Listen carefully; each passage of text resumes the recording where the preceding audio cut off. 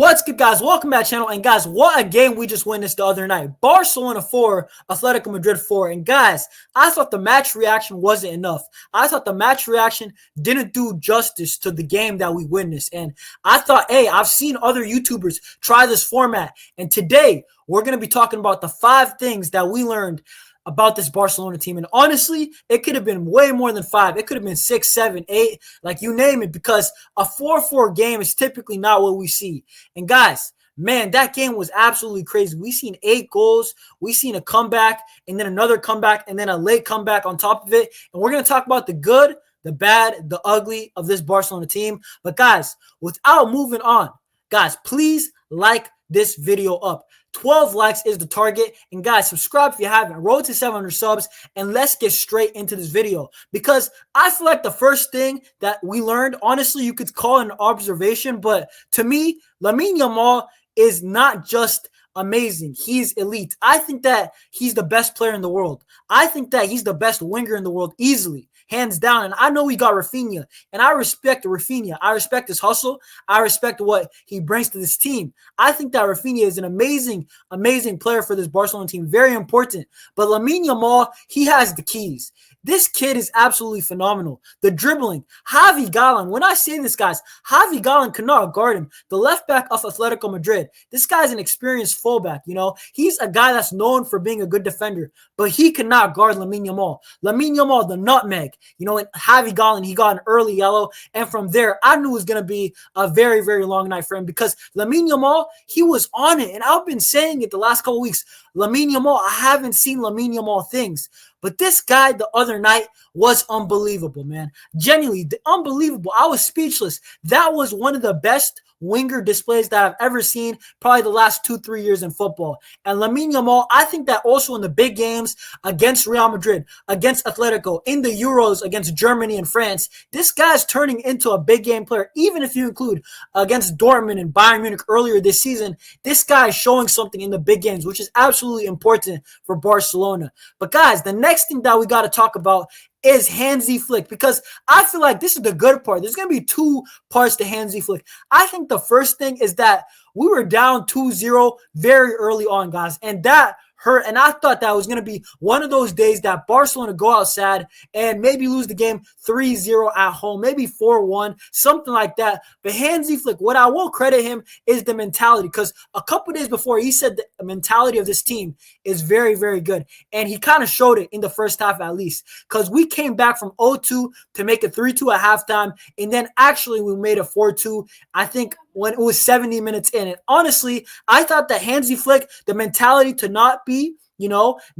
too mad about what's happening. Okay, they hit us once, not once, but twice. And Barcelona, they had the ability to actually bounce back. That was very impressive in the moment. I was thinking, man, this Barcelona team, I haven't seen a comeback like this so quickly in the first half, responding for a long, long time. And that was impressive. But guys, now let's talk about an issue. I feel like that this is an issue, and it's something that I feel like that many fans we already knew about, but I think that it absolutely was confirmed last night. And it's just that Ferran Torres and Lewandowski are both not the perfect striker right now. Lewandowski was, to be fair to him, in his prime. But right now, Robert Lewandowski is 36, and he's just not in his prime anymore. He doesn't have the legs to be mobile, but he is a poacher. He's still an elite poacher. You know, he still has over 30 goals this season somehow, some way. So I still respect it. But Robert Lewandowski, his touch is a little bit shaky, guys. And also, I have to admit, he's just not mobile enough to play in this Hansi Flick system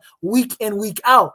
I think that, honestly, to get the best out of Robert Lewandowski, we have to rest him. We have to rotate him with Ferran Torres. And this moves me on to Ferran, because genuinely, guys, I thought that he deserved to start for the way that he's been playing up until the Atletico game. But then he gets to start. And guys, Ferran Torres, man, why can't you just score the brace? He had 2 golden opportunities to get a brace and honestly just score one of the 2 chances. Genuinely, when he rounded the keeper, that was a little bit embarrassing to not score that. And Ferran, you're just getting the full Ferran Torres experiment.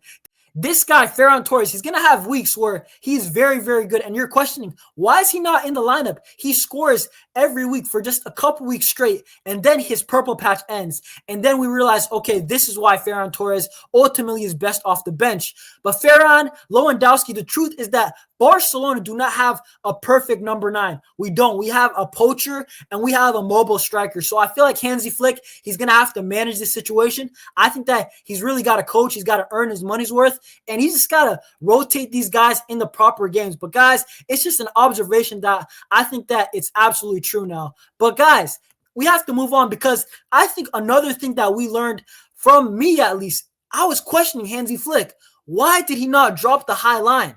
Why did he not drop the high line when we were late on in that game? When clearly the players like Frenkie de Jong, players that Pedri, these guys were running their socks off, and Hansi Flick, he insisted with the high line. And I was questioning it. And I was like, Hansi Flick, do yourself a favor. Do the players that are very tired. Cabarsi, Eric Garcia came on, but Inigo Martinez, these guys are very, very tired. Why don't you just drop the high line for the last 15 minutes of the game? And also, even if you don't want to drop the high line, why don't you sub on Ronald Araujo to counter Sorloth? Sorloth is a big guy who has had success against Barcelona in the recent years because this guy, almost every game he plays against us, he scores. And I feel like that the only defender physically capable of defending Sorloth is honestly Ronald Araujo. I don't know why Ronald Araujo is not playing that much in the last couple weeks, but Hansi Flick, genuinely, I think that Ronald Araujo, for me, defensively, he's our best defender. I think Cabarsi, very, very good prospect. I think Inigo playing very good. I think that Eric playing a very good individual season. But I think Ronald Araujo, when it's all said and done, at the peak, at the top level, Ronald Araujo is your best defender. Why is he not playing? That's where I question Hansi Flick. Why don't you drop the high line? Do one or the other, if not both, in my opinion. But guys, honestly, it moves on to my last point. And I have to say this. Atletico Madrid are just good. They're the best team we have faced this season, in my opinion, facing a high line. Yes, they might not have won the last night, but what I will say is this. Simeone, I don't know how he does it. He got battered from minute 1, not minute 1, but maybe minute 10 to minute 80 for 70 minutes in that game. It was absolute Barcelona all the time. You know, foot on the gas, pedal on the metal. And Barcelona somehow do not win this game. And you know what? Credit where credit is due, because this is twice now against Atletico Madrid. And I have to just admit, Simeone is just the best counter-attacking manager, you know, and I don't know how he dials in his players week in, week out. It must be difficult. But this guy, his man-manager skills, and Atletico Madrid, this team is actually a very, very sneaky dark horse for the UCL, La Liga, and the Copa del Rey, because honestly, hey, they're also on for a treble, because honestly, I was just impressed. I was impressed how they even had the mental strength to fight back from down 4-2, you know, conceding 4 consecutive goals, but somehow they did it. But guys, what do you guys think? Because for me, those were the 5 things that I feel like that we learned the other night.